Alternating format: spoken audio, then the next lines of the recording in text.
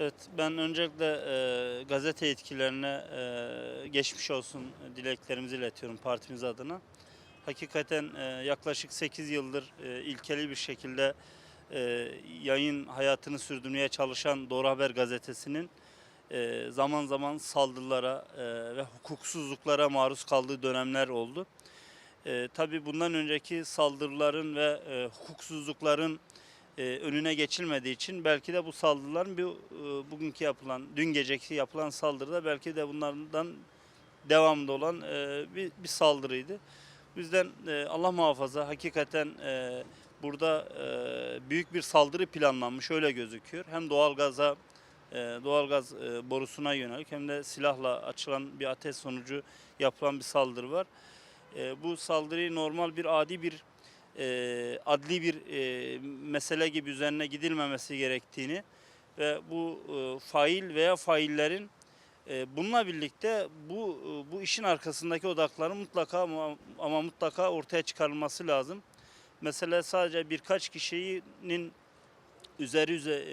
üzerinden bu saldırının değerlendirilmesinin sonuca götürmeyeceğini, mutlaka arkalarında kimler varsa bunların ortaya çıkarılması gerektiğini düşünüyoruz.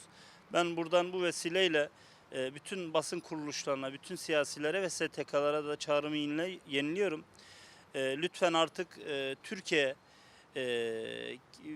her basın kuruluşu kendine yapılan saldırıyla veyahut da herhangi bir siyasi e, görüşe mensup olanlar, kendilerine yakın medya kuruluşlarına yapılan saldırılar meydana geldiği zaman tepki göstermek yerine bütün medyaya yönelik saldırılarda ortak bir tepki ortaya koyalım ki insanlarımızın haber alma özgürlüğünün önüne geçilmesin.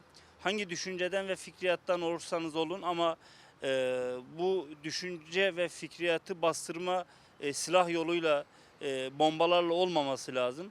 Farklı düşünebilirsiniz. Farklı meseleler üzerinde farklı değerlendirmeleriniz olabilir. Bu ancak farklılıkları bir zenginlik olarak görüp bunlara tahammül etme kültürünü geliştirmemiz lazım. Bu tür terör faaliyetlerini de ben tekrardan şiddetle kınıyorum.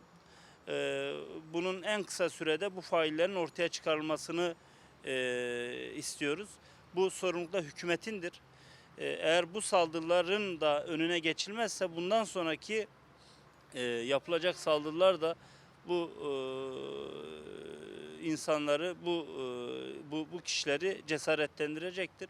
Ben tekrar huzurunuzda gazetemizin, Doğru Haber Gazetesi'nin yetkililerine tekrardan geçmiş olsun dileklerimi iletiyorum.